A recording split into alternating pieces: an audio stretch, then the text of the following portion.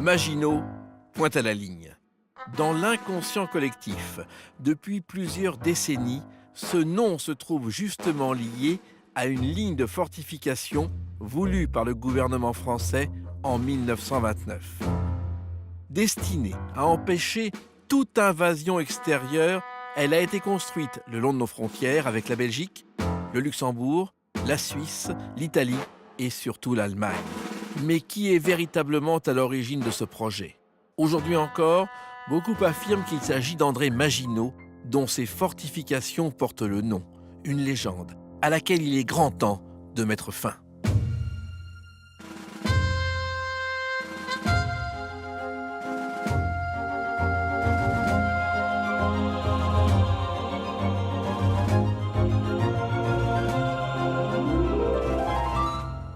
André Maginot ne voulait plus voir, comme en 1914, les armées allemandes déferler jusqu'aux abords de Paris. André Maginot résolut de construire une barrière permanente, mettant définitivement la France à l'abri. Quand on parle de Maginot, on pense à la ligne. C'est en partie un contresens historique, parce qu'en réalité, le système de fortification sur les frontières de l'Est a été imaginé et défendu devant le Parlement par Paul Painlevé, qui a été ministre de la Défense. C'est seulement en fait André Maginot qui est arrivé tout de suite après et qui a tout simplement appliqué ce qui était voté. Mais celui qui lui donna son nom en fut le principal réalisateur en dépit des innombrables difficultés qu'il rencontra. Le terme de ligne Maginot intervient très tardivement, enfin en 1935, par la presse. Et c'est tout simplement des journalistes qui ont appelé ça la ligne Maginot, parce que frontière fortifiée du Nord-Est semblait un peu long à dire. La ligne Maginot constitue la réalisation la plus importante du siècle. Elle est la pièce capitale du système défensif français. La ligne avait pour objet essentiel d'identifier le lieu où l'ennemi ferait peser l'essentiel de son action. Avec toutes ces batteries invisibles, avec toute cette vie souterraine, avec ces fourmilières étranges qui jalonnent la frontière, avec ce rempart de béton, d'acier et de patience qui marque la frontière de la liberté humaine. Il a obéi au gouvernement, il n'y avait pas de problème, mais il n'était pas d'accord. Maginot considérait qu'il ne fallait pas seulement une ligne pour se défendre d'une Allemagne qui a une population plus forte en tout cas que la France. Et à l'époque, les guerres reposent sur l'équation un homme, un fusil. Plus vous avez d'hommes, plus vous avez de chances de tenir. Et donc, selon lui, la fortification était une bonne chose, mais elle vient en appui de forces mobiles qui interviendraient en cas d'agression allemande. Après 9 mois de ce que les journalistes ont baptisé la drôle de guerre, la Wehrmacht passe véritablement à l'attaque. À partir du 10 mai 1940, elle traverse le Luxembourg et la Belgique. Elle évite soigneusement la ligne Maginot et avance sans problème à travers le massif des Ardennes que l'état-major français jugeait pourtant difficilement franchissable. Les troupes allemandes atteignent ainsi le secteur fortifié de Montmédy, une offensive qui se déroule entre les 13 et 15 mai 1940 et que l'histoire baptisera la percée de Sedan. 10 ans plus tôt, André Maginot avait publiquement envisagé cette hypothèse. Il avait vu qu'il y avait un trou au nord et qu'ils allaient passer par là. Il l'a dit, il l'a écrit. Il n'a pas été suivi. Conséquence de ces attaques, une partie des troupes françaises chargées de protéger la ligne Maginot se retire pour éviter d'être encerclées. La prise des fortifications par l'ennemi n'est plus alors qu'une question de temps. Entre les 14 et 25 juin, les ouvrages sont encerclés et bombardés par l'artillerie lourde.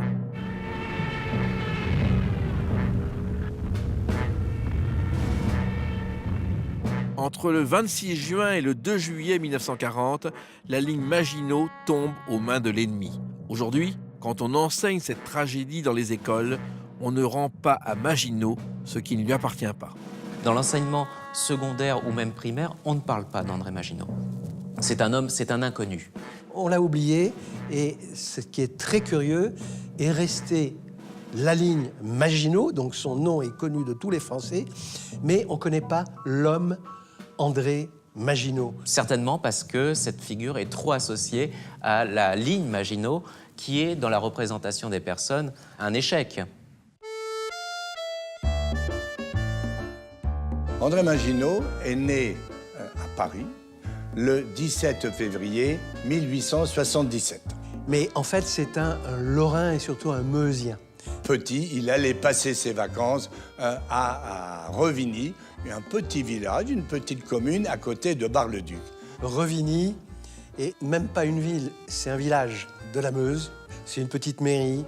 Une mairie où se trouvent aujourd'hui recensés un peu moins de 3000 habitants. Le souvenir d'André Maginot y demeure très présent. Ses grands-parents et ses parents ont en effet vécu dans cette commune du Grand Est.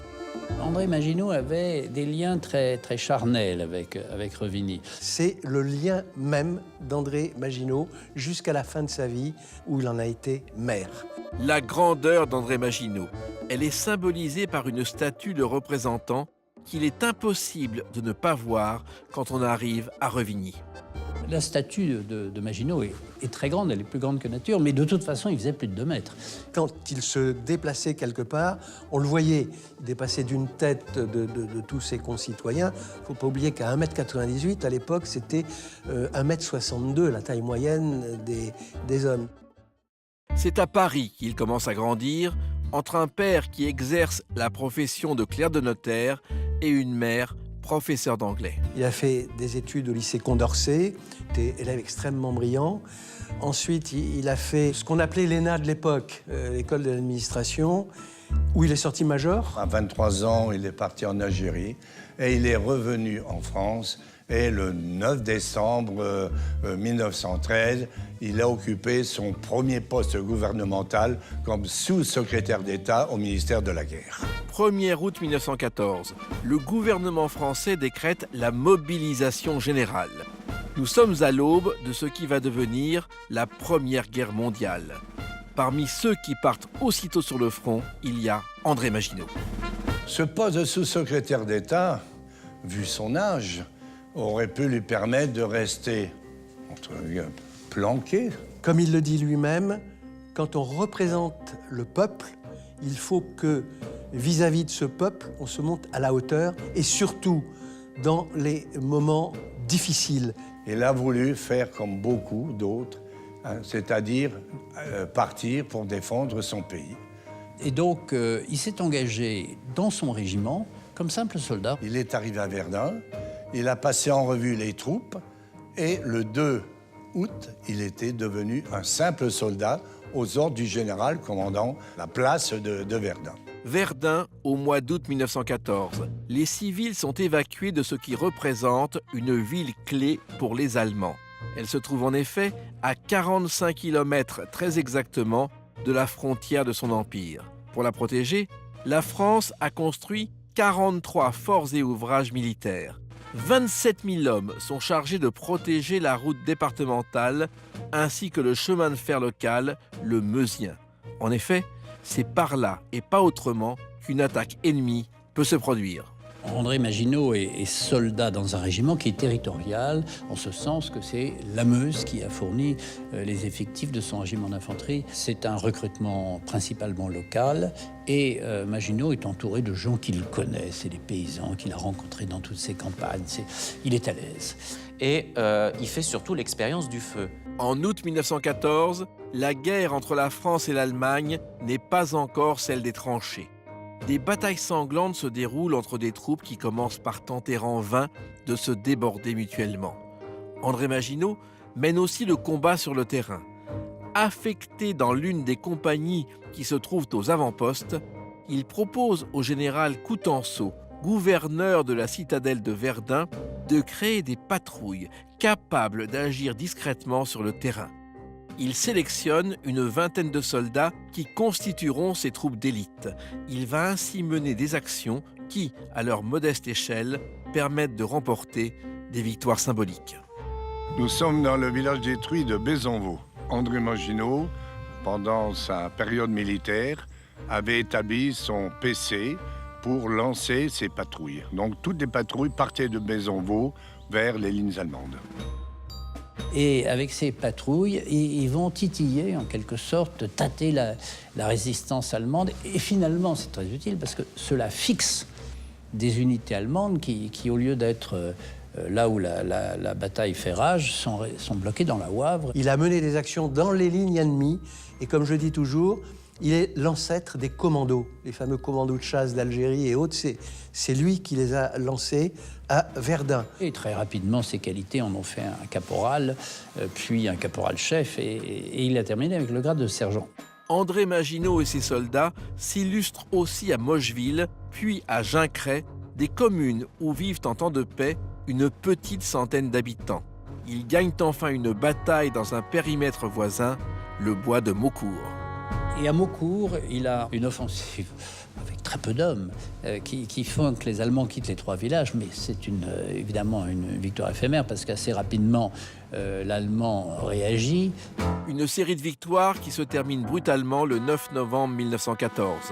Au cours d'une reconnaissance dans le bois des Haies, juste à côté de Maucourt, la patrouille d'André Maginot se retrouve prise dans une embuscade. Un jour, ils étaient une douzaine à peu près. Il est tombé sur un parti fort, comme il le dit, et il a été blessé. 2 balles dans la jambe. Il est grand, il est lourd, et donc pour le ramener dans les lignes, c'est une affaire.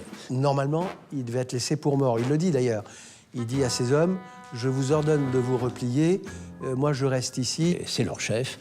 Il est sergent, mais c'est le responsable du front dans ce secteur-là, ils le vivent ainsi. Ces hommes n'ont pas écouté, l'ont pris comme ils pouvaient et l'ont ramené à l'intérieur des lignes sous le feu des Allemands.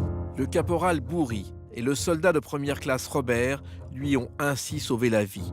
Ils sont immortalisés aux côtés de leur chef sur cette statue qui a été dévoilée en 1935. Le sergent André Maginot a marqué son passage à Verdun. Le premier grand monument que nous avons à l'entrée du champ de bataille, sous le fort de Souville, c'est la statue d'André Maginot. Mais c'est plus une statue, c'est un grand monument où on voit André Maginot porté par ses 2 soldats.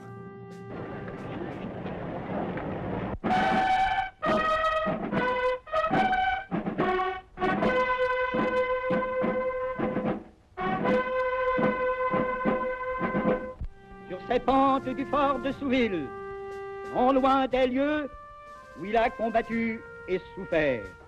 Après plus d'une année de convalescence, il a repris ses activités gouvernementales. Le 11 mars 1917, il devient ministre des colonies. Sa mission ? Mobiliser des ressources de ces terres en faveur de l'effort de guerre, mais aussi procéder à des recrutements de militaires et de civils, les prémices de l'immigration coloniale. Et allez voir, tout le monde, le Sénégal, le Tchad, ce qu'on retrouve actuellement dans les combats que notre armée est en train de mener face à des forces qui attaquent la France à nouveau, il a été dans tous ces territoires. Et chaque fois, il parlait des indigènes en bien. Ce sont des combattants, ce seront des forces dont la France aura besoin. 11 novembre 1918, l'armistice met un terme à 4 années de guerre. Le 14 juillet 1919, la fête nationale devient celle de la victoire. Sur les Champs-Élysées, un défilé réunit les maréchaux Joffre et Foch, les troupes françaises, les armées alliées et des représentants des mutilés. Un instant historique, celui de la revanche de la défaite de 1870, où la France avait perdu l'Alsace et la Moselle. La génération d'André Maginot a évidemment été traumatisée par le traité de Francfort, et un traité de Francfort où, dans un lâche soulagement, le parlementaire français accepte l'abandon de l'Alsace et de la Moselle sans consultation des populations, ce qui a beaucoup choqué les parlementaires alsaciens et mosellans. Et il est certain que le défilé du 14 juillet a été tout à fait fondamental dans cette revanche française qui récupérait l'Alsace et la Lorraine. Et ça a été, pour lui, lorrain-meusien, un moment clé. On dit même qu'il avait presque la larme à l'œil. Des hommes politiques déclarent la guerre hors la loi. Plus jamais ça, assure-t-il. André Maginot les écoute en rêvant de partager leur optimisme. Il voulait que les Allemands et les Français se réconcilient. Et le traité de Versailles, pour lui, était une catastrophe parce qu'il voyait parfaitement la revanche. Il l'avait déjà compris. Si sa force morale demeure intacte, il paye physiquement le prix de ses blessures de guerre. Et il aura ce problème de jambe qui le conduira à toujours se déplacer avec une canne. Sa blessure et l'invalidité qu'a entraîné cette blessure l'avaient rendu très familier du problème des mutilés de guerre.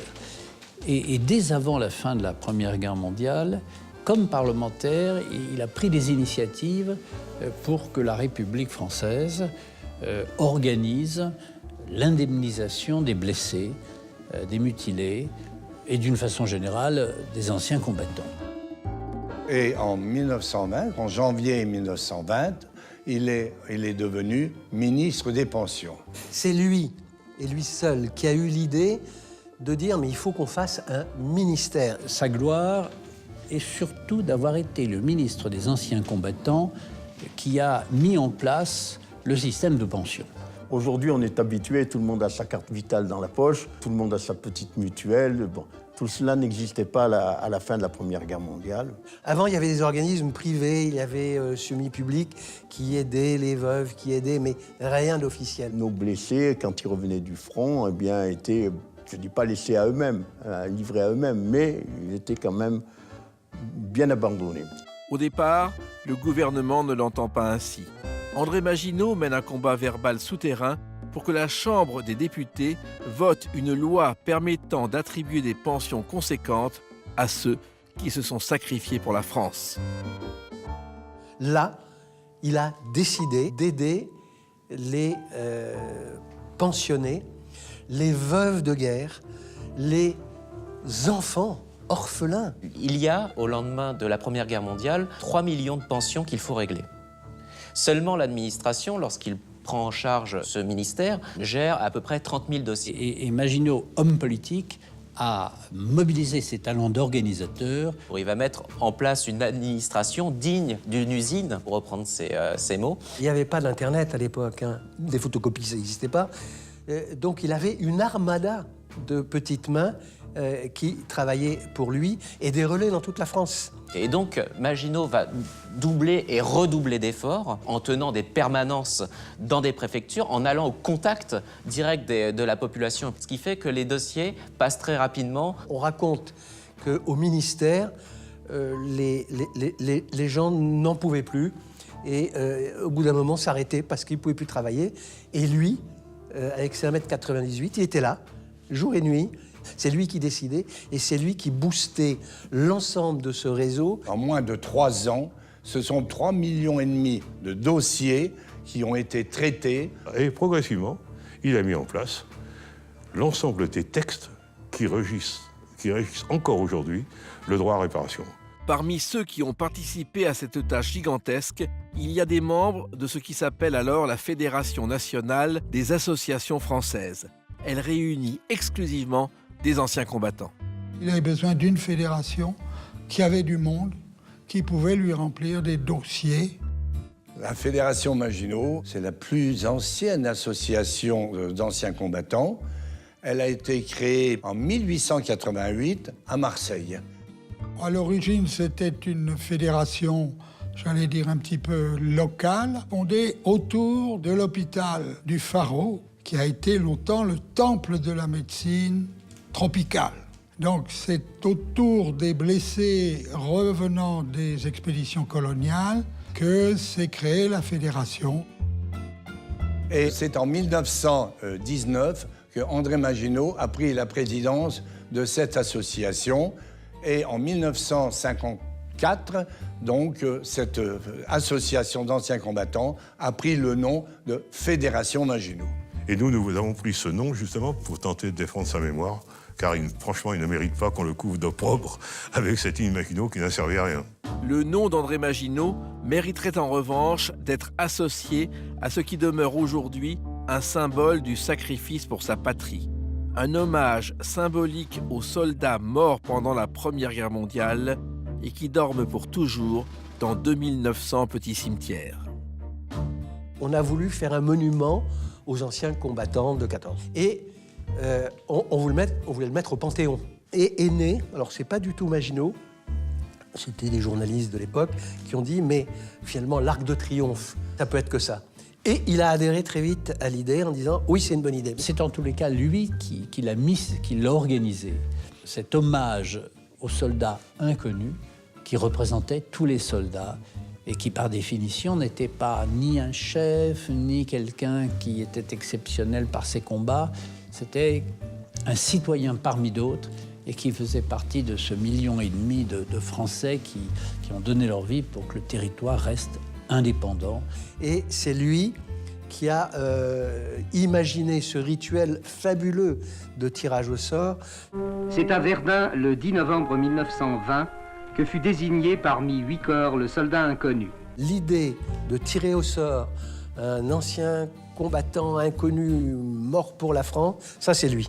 Et André Maginot a su être efficace comme un haut fonctionnaire, mais être aussi un communicant, un homme de cœur qui s'adresse aux sans-grades en leur disant c'est l'un des vôtres qui dormira définitivement sous l'Arc de Triomphe. Et c'était une idée fabuleuse. Quand on visite Verdun, on voit la salle où ça s'est passé, où il y a des hommes en cire, et on voit Maginot qui dépasse tout le monde encore. Le ministre André Maginot présidait la cérémonie. Le jeune soldat à qui incombait le choix, c'était Auguste Tin. Nous sommes dans un souterrain de la citadelle de Verdun.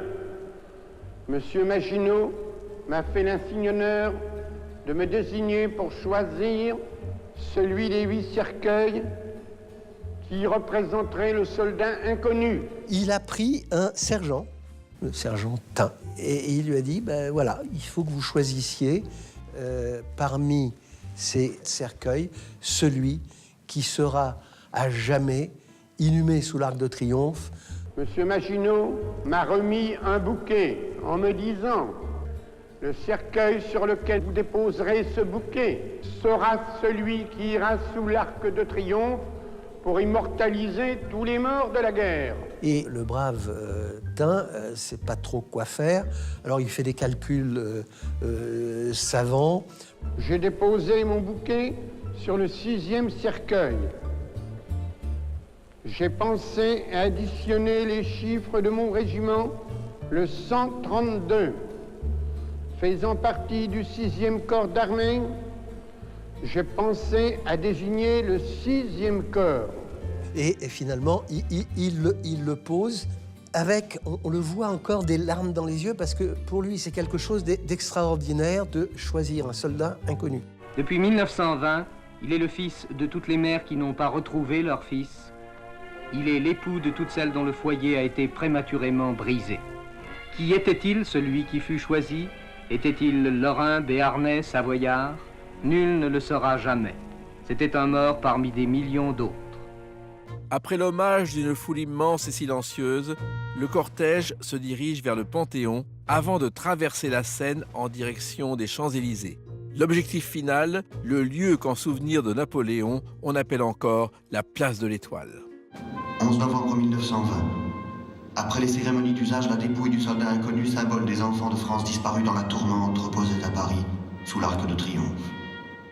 Et en 1923, grande cérémonie avec l'allumage de la flamme éternelle. La flamme du souvenir est allumée ce jour-là par André Maginot. L'idée d'un journaliste, Gabriel Boissy. À ses yeux, ranimer quotidiennement ce feu symbolique éviterait que les générations suivantes oublient cette tombe du soldat inconnu. Elle est demeurée dans bien des circonstances le symbole du courage et du sacrifice.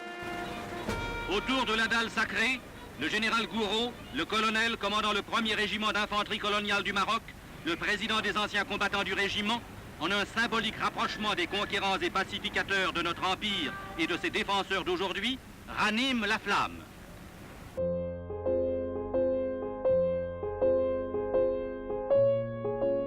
Tous les soirs, on ranime la flamme. Il y a un comité et ce comité organise le fait que tous les jours de l'année, il y ait une association. Il y a en général une école ou 2 écoles. Il y a en général des associations d'anciens combattants qui viennent rallumer la flamme. Ça se perpétue tout le temps. Et il ne faut jamais oublier que pendant les 4 ans où la France de 40 à 1944 a été occupée par les Allemands. Les Allemands n'ont jamais empêché le rallumage de la flamme sous l'Arc de Triomphe pendant ces 4 années. C'est quelque chose qui dépasse la conscience d'une nation. Il est vite apparu un besoin d'exporter cette flamme en province. Donc, les anciens combattants, il y a de nombreuses années, ont, avec un véhicule, emmené cette flamme sur des sites de mémoire, et en particulier à Verdun. Et il y a une bonne quinzaine d'années, cette action a été transformée et devenue plus spectaculaire avec un engagement plus profond. Ce sont des coureurs à pied qui ont transporté cette flamme vers Verdun. Pour transporter cette flamme, c'est une association qu'on appelle le Comité de la Voie sacrée et de la Voie de la liberté qui a pris en compte cette mission. Pour trouver les porteurs de flammes, cette association s'est retournée vers 2 clubs sportifs, le club sportif du ministère de l'Intérieur et le club sportif du régiment de chasseurs de Verdun. Le prélèvement de la flamme se fait le 30 octobre à 10h. Elle est transmise aux coureurs du ministère de l'Intérieur et de la Défense. Vous allez ramener dignement à Verdun, en 360 km et 50 manifestations, vous déposez cette flamme au monument aux morts des communes traversées.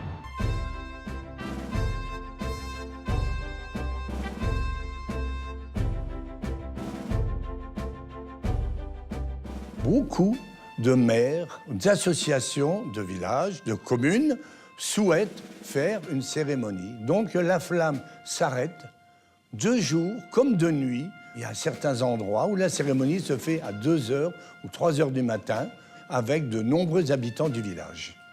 C'est extraordinaire.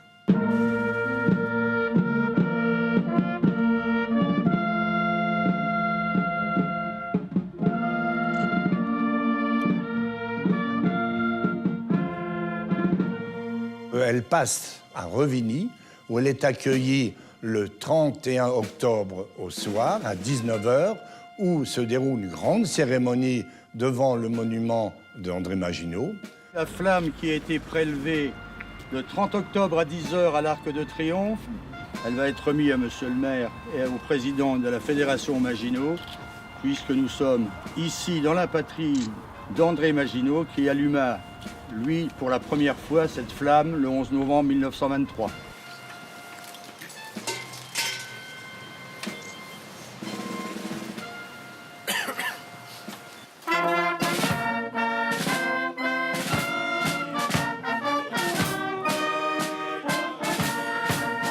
Et cette flamme, ensuite, fait mouvement vers Verdun, où elle est accueillie par la ville de Verdun le 1er novembre au soir, où elle est conservée pendant 2 semaines dans le monument de la Victoire à Verdun.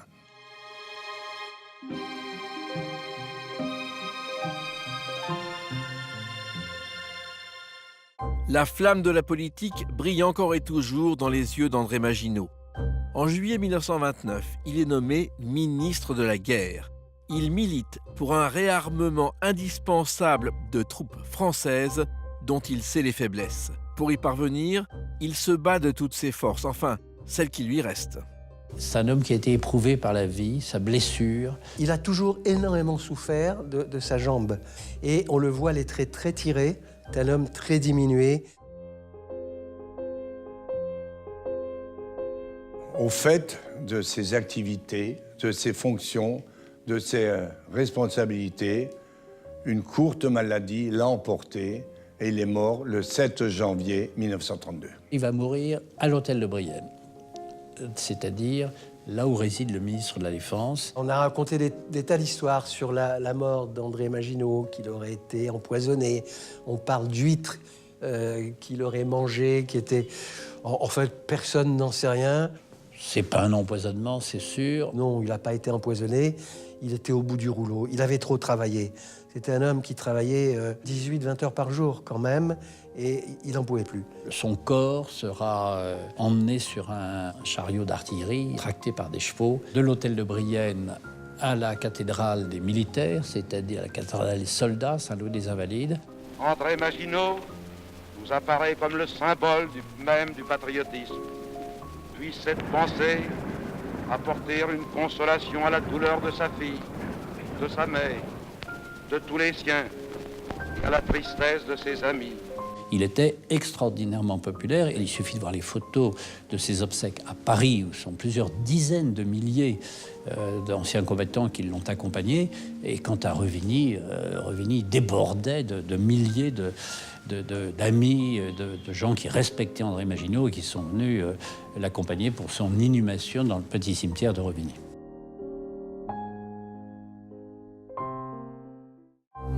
Quelque temps avant sa disparition, dans les bureaux de la Fédération, il a présidé l'une de ces réunions qu'il affectionne, celle où l'on cherche de nouveaux moyens pour trouver de l'argent exclusivement destiné aux mutilés.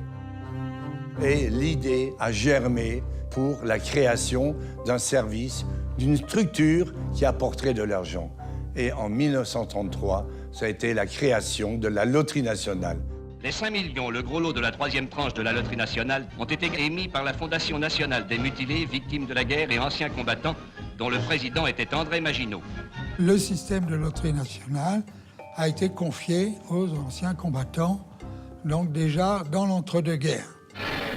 Après avoir touché les 5 millions, gros lot de la Loterie nationale, M. Granier, président de la Fédération nationale des mutilés, victimes de guerre et anciens combattants, déclare: Les ressources qui sont ainsi fournies à nos associations permettent de faire vivre nos œuvres d'entraide, nos œuvres sociales, dispensaires, colonies de vacances, etc. Mais ces billets entiers étaient trop chers.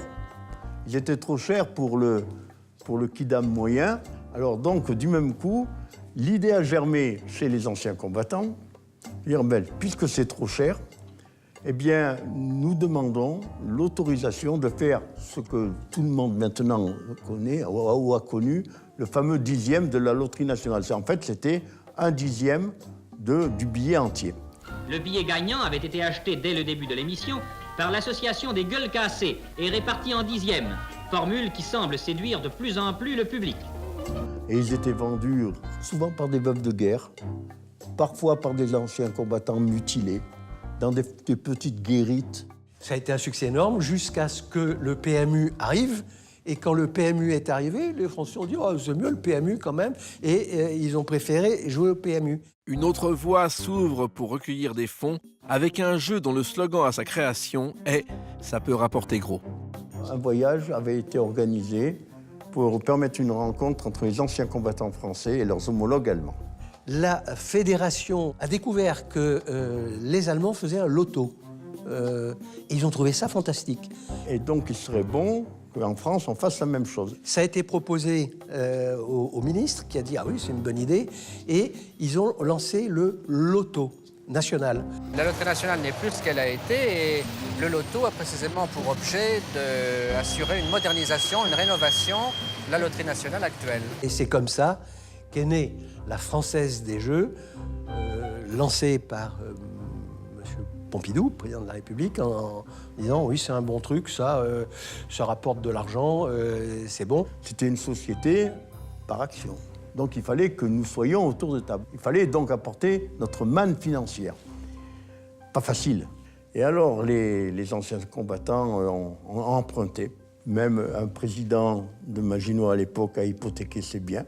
Et aujourd'hui, nous sommes actionnaires de la Française des Jeux. Nous sommes un petit porteur, dirais-je. C'est avec 4,5% des actions. Ces actions permettent d'en financer d'autres, essentiellement morales. Elles constituent un placement pour l'avenir.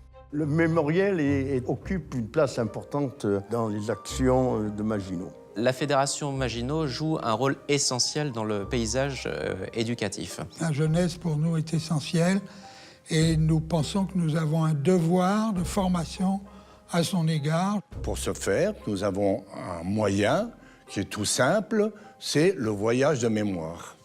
C'est avec l'histoire qu'avaient rendez-vous, fin novembre 2012, des élèves du collège du Beffroi. Quelques pages feuilletées d'un cours grandeur nature.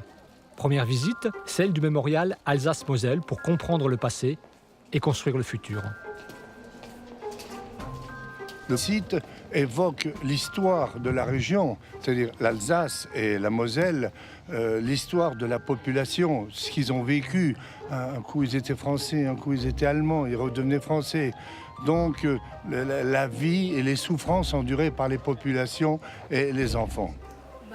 Ils doivent quitter leur maison, leur ville et tout, donc ça va être assez dur. La mémoire, l'esprit de défense c'est vraiment fondamental pour les enfants.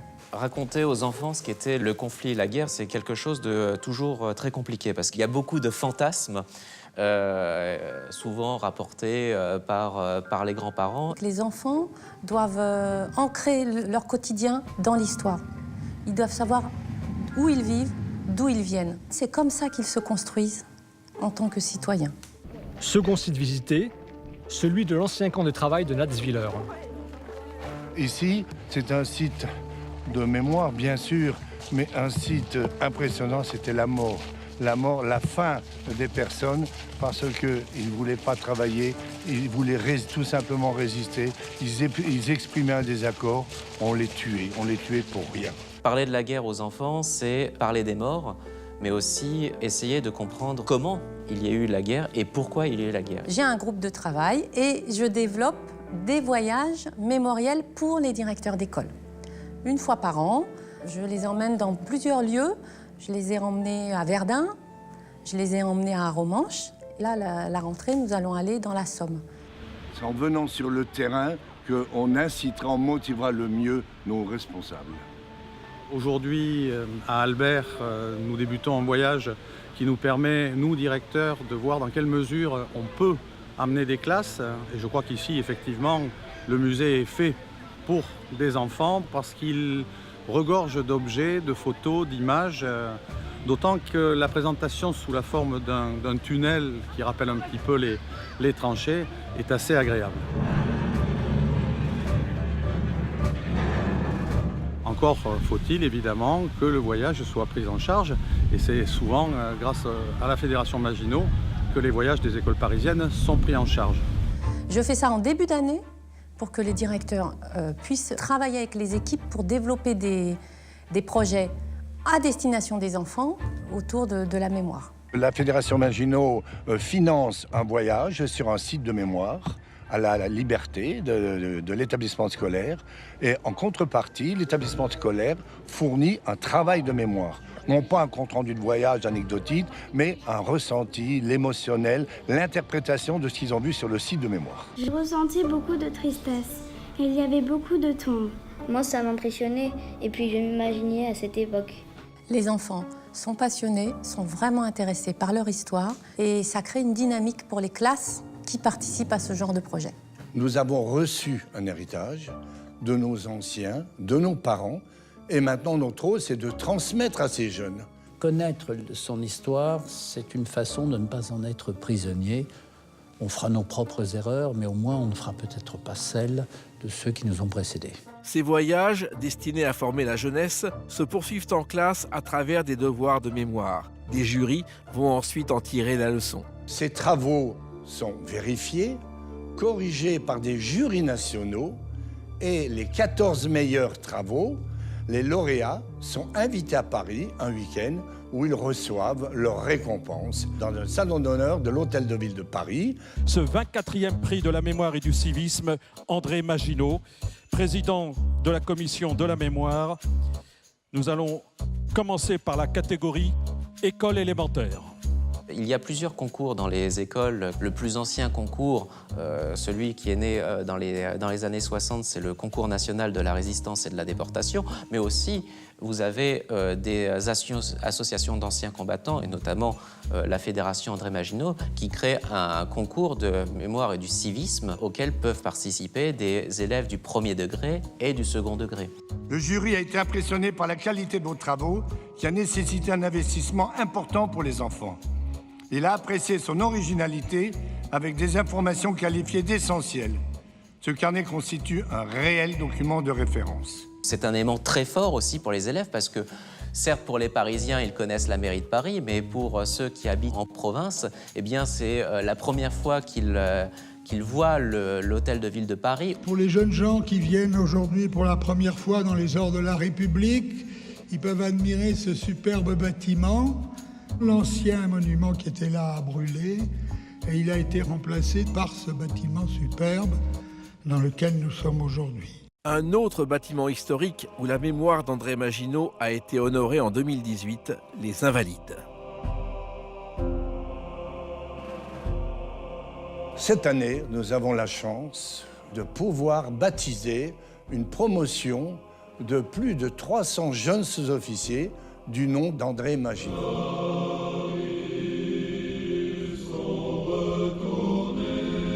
Pour baptiser cette promotion, une grande cérémonie s'est déroulée dans un lieu mythique, la cour d'honneur des Invalides. Avec cette cérémonie de baptême, nous rendons aujourd'hui hommage à votre parrain qui a servi la France durant la Grande Guerre avec honneur et dévouement. Le souvenir de ce sous-officier à la carrière exemplaire, aux qualités humaines remarquables et au destin extraordinaire vous accompagnera désormais tout au long de votre carrière militaire et sera pour vous l'exemple à suivre. Ces soldats conservent sans doute ces phrases en mémoire lorsqu'ils mènent sur le terrain des combats souvent violents, mais très différents de ceux que leurs aînés ont vécus. Le contexte a beaucoup changé. Les guerres n'existent plus. Ces guerres de gros contingents avec de nombreux blessés, de nombreux morts, n'existent plus. Et Maginot actuellement, nous, les descendants, on essaye d'aider nos soldats, nos combattants, nos blessés. Progrès technologique oblige, les combats se déroulent désormais sur d'autres terrains. On ne peut pas comparer les atteintes physiques ou psychologiques des combats de maintenant à ceux de 39-45 ou de 14-18 ou même avant, où seules les armes blanches étaient utilisées. Aujourd'hui, ces blessures sont moins visibles, dirais-je. Elles sont même très souvent invisibles.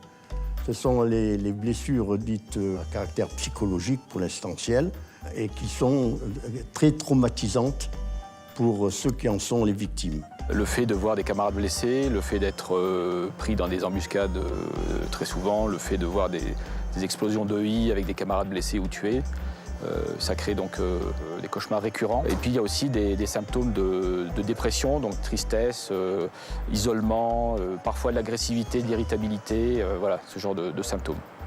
En particulier, c'est le conflit au Rwanda qui a interpellé un peu tout le monde parce que nos soldats là-bas étaient appelés à œuvrer dans un contexte très dur, très difficile, psychologiquement parlant. Et certains ont été marqués, très profondément marqués. Mais ça, quand ils sont rentrés, bon, ça ne se voyait pas. Et puis dans les semaines et dans les mois qui ont suivi, eh bien, ils ont présenté des troubles, je dirais, très forts. Les blessures psychiques sont les mêmes, simplement la différence c'est qu'on les traite alors qu'on ne les traitait pas avant. Souvenons-nous de ces soldats tremblotants qui étaient atteints psychiquement mais que l'on traitait comme des fous. Et on les isolait de la société et on les mettait dans les asiles.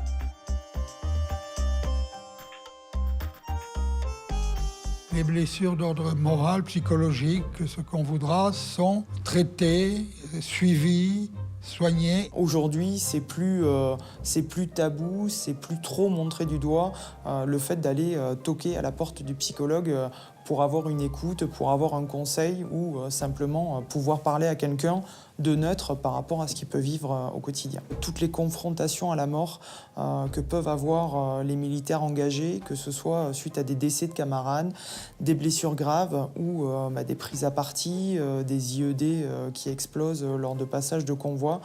Donc tout ce qui potentiellement pourrait traumatiser, fragiliser les personnels engagés. Donc notre mission principale, c'est notre intervention au profit de tous les militaires qui sont engagés en opération. Le mardi 2 avril, une délégation de la Fédération nationale André Maginot s'est rendue au centre principal d'expertise médicale du personnel navigant afin de remettre un chèque pour l'acquisition d'un fronto-focomètre. Nous aidons matériellement et financièrement surtout tous ceux qui essaient de sortir ces blessés de l'état où ils se trouvent. Car, contrairement à une idée reçue, les hôpitaux militaires et les hôpitaux civils se trouvent très souvent dans l'attente de certains matériels de pointe qui sont onéreux. Merci encore pour ce chèque précieux qui va nous permettre de traiter au mieux nos malades. Donc ils nous appellent avec un projet et nous intervenons directement pour qu'il soit mis en place auprès des chefs de service de ces différents hôpitaux. Lorsqu'ils ont un besoin et que ce besoin est estimé logique et normal par notre commission d'action sociale, eh bien nous participons à l'achat du matériel. Et il est tout à fait normal que les dividendes que nous recevons de la Française des Jeux aillent vers ces hôpitaux. Chaque année, la Fédération nationale André Maginot distribue plus de 3,5 millions d'euros de subventions. Au fil du temps, au fil des conflits, ce code des pensions militaires d'invalidité a bien sûr évolué pour tenir compte des maladies qui étaient alors inconnues. Les victimes de l'amiante. Nous avons des soldats qui travaillent dans un univers amianté et qui sont reconnus maladies professionnelles pour eux. Maginot est l'instigateur de ce que nous appelons, nous, maintenant, le droit à réparation. C'est lui qui a mis en place tous les textes qui, actuellement, fondent l'Office national des anciens combattants et des victimes de guerre, tout ce que l'on appelle des droits annexes qui permettent de compenser les atteintes physiques, psychiques ou morales que subissent les combattants d'hier, mais aussi d'aujourd'hui. Aujourd'hui, il faut continuer à défendre ce que Maginot avait imaginé à son époque, et s'il avait pu, sûrement, il aurait imaginé plus loin l'évolution de ces systèmes. On est la suite totalement logique de André Maginot. La mission est toujours la même, c'est de suivre nos camarades. Nous assurons une sorte de sécurité sociale des blessés. Dans l'article 1er de nos statuts, nous devons soutenir matériellement, ça c'est les aides, moralement, c'est ce qu'on essaie de faire, et aussi administrativement, parce que dans la jungle administrative, nos anciens combattants ne s'y retrouvent pas toujours. Les blessés de la guerre de 14, nous en avons eu jusqu'aux années 80. Et ces gens-là, il a fallu les suivre, leur donner éventuellement des augmentations de pension, parce que en vieillissant, leurs infirmités devenaient de plus en plus lourdes. Ces anciens combattants ont souffert, ont été blessés, mutilés. Il était un peu normal qu'on s'occupe d'eux. Le dernier des poilus était Ponticelli, que moi j'ai connu donc il y a 10 ans, et qui est mort à 108 ans, j'allais dire en très bonne forme. Il était encore en état de porter à pied une gerbe de fleurs au 11 novembre d'avant sa mort. Une revue loin des défilés militaires, c'est un journal devenu un lien pour plusieurs générations d'anciens combattants. Dès 1888, les blessés, les mutilés, les anciens combattants se sont regroupés sous le titre Union fraternelle. Et ça a fini par s'appeler la Charte. Notre revue a pour but de faire ressortir exactement les demandes des anciens combattants et des mutilés et de les défendre. N'oublions pas que le plus jeune aujourd'hui a 75 ans. 75 ans, ce sont des grands-parents. À la maison, on ne les écoute plus beaucoup. Les enfants sont partis. Et donc, il faut qu'entre eux, ils puissent communiquer. Certains d'entre eux ne communiquent pas à travers ce journal, mais directement lorsqu'ils se retrouvent à la Grande Garenne, à Neuvy-sur-Barangeon, au cœur de la Sologne. 2 châteaux de 41 et 45 pièces ont été transformés en une maison de repos et de loisirs réservée aux blessés de guerre et mutilés. Une partie de ce terrain de 31 hectares est aussi destinée aux nouvelles générations.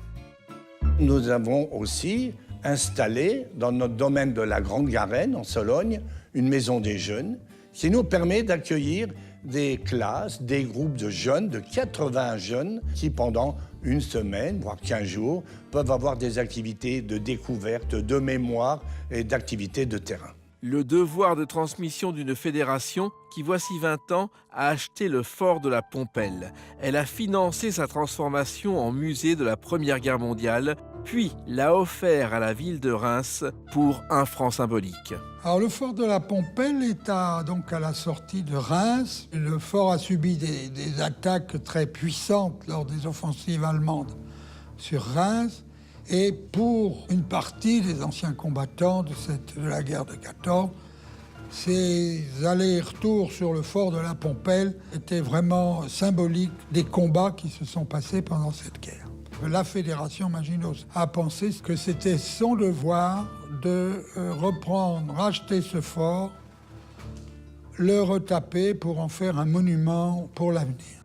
Un lieu de mémoire encore, mais en revanche interdit au public.